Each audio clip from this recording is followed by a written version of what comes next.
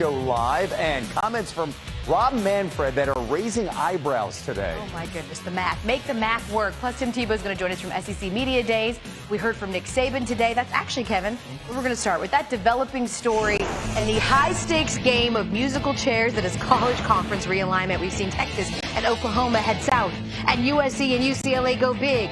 Didn't go as well for the Pac-12 and Big 12, who talked potential partnership for weeks to no avail. That's per our Pete Thamel, but it just didn't work out. Still, at SEC Media Days, the conversation about the great migration, if you will, the subject du jour.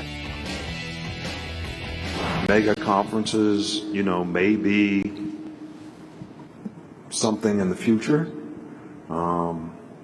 It's not my job or my role to understand the dynamics of what's in the best interest of college football, the SEC, other conferences in terms of how they expand. But I do think if we move toward the mega conference, again, that whole thing about competitive balance is going to be in question. And look, I'm not here to say we should have it or we shouldn't have it. But if we have two 20-team leagues, how's that going to impact all the people that are not in those leagues? That's a question for all of you to speculate and answer on. I really can't speculate on that. College sports reporter Heather Dinich joining us now from Atlanta with much more. Heather, so talks between the Big 12 and the Pac-12, they break down. Why couldn't they come to an agreement? Sources told me it would have required a lot of legal maneuvering, and that has to do with the fact that the Pac-12's TV agreement will be done before the Big 12's, and quite frankly, at the end of the day, it wasn't valuable enough in order to make that decision. That does not mean, however, that schools from the Pac-12 wouldn't be poached or lured into the Big 12. I am told that right now what Big 12 officials are trying to do is put together a package to entice some of those schools into that conference and do it as quickly as possible. Whether or not they can do that remains to be seen, because I know people in the Pac-12 want to know what's the value, what's the good of moving into the Big 12, and where can we make the most money. That's the bottom line. Okay, we haven't heard much from the ACC. That conference starts its media days tomorrow. Where do things stand with the teams in that conference?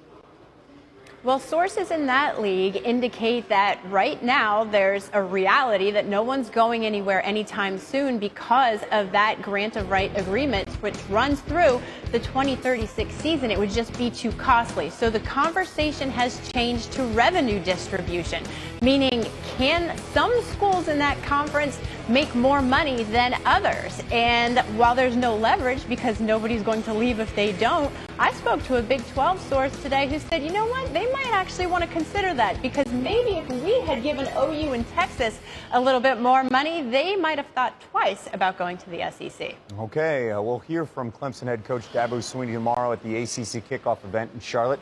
Heather Dinich joining us now from the SEC Media Days in Atlanta.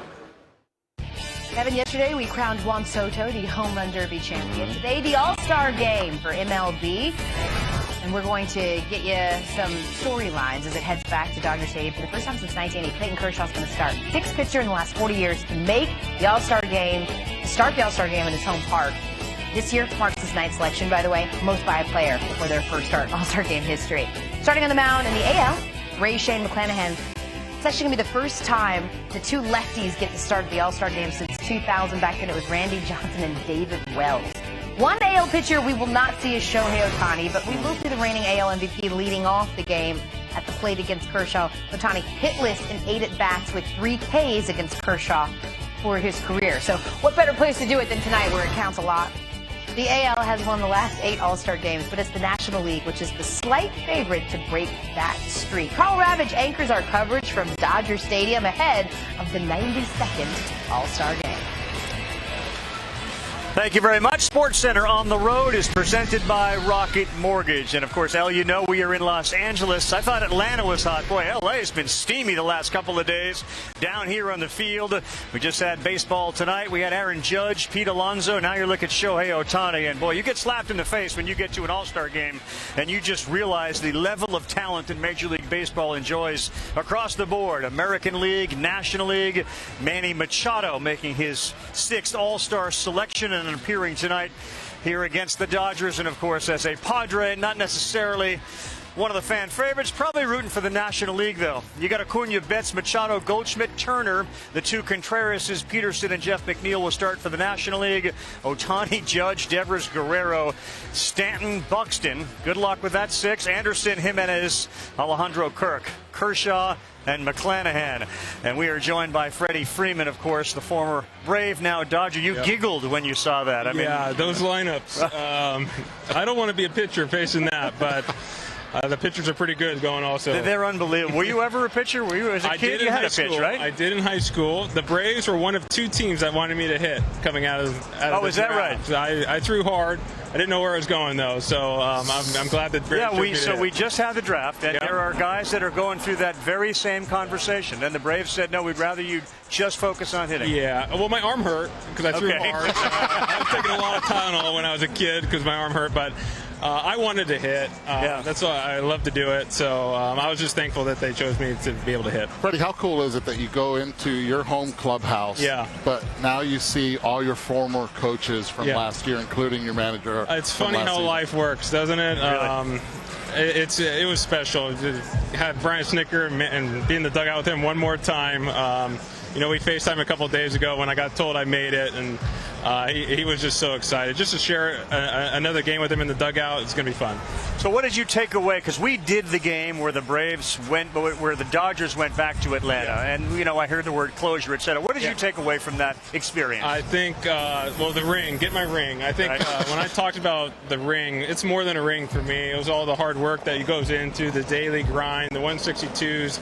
The thought that you're going to make it, and it's like easy to win a World Series, but then you find out it's not easy. And the ultimate thing is putting that thing on and just knowing how wonderful and how special all the hard work that went into that. But getting to Denver the next day on that Monday, it felt like a 2-ton boulder off my shoulders. I got the closure I needed. It was a wonderful chapter, but man, this is the Dodgers and the Dodger fan base has welcomed me with open arms, and it has been awesome since day one. No pun intended with a 2-ton boulder in Colorado, right? Yeah, that's a good point. Yeah. What did you learn about the emotional part of the game versus just the physical? Because you were dealing with a lot. Yeah, when I went into that series, I was just whatever happens, happens. I'm a Freeman. If you know my family, we were an emotional group, so it was just an emotional time. I spent almost half my life there, so seeing everybody again, all the workers behind the scenes that took care of my family, all the media that covered me gracefully. So it was just a great time. It was obviously an emotional series, but we were able to get through it. And you did great. We won the series, and we did all right. And now in a Hollywood setting, the Dodgers and the Braves are two of the best teams in the National League. You know where I'm going. I mean, that could possibly play out in October. I wouldn't be surprised. Right? They got a great team over there, but we got a pretty good team here, too. Sure so do, I think it's looking like they're going to have a great battle, and we're going to have a great battle over here in the NL West. So the next couple months should be fun. All right, we're doing your game Thursday. We'll see you then. Oh, I can't wait. Thanks so much. Thank you. Freddie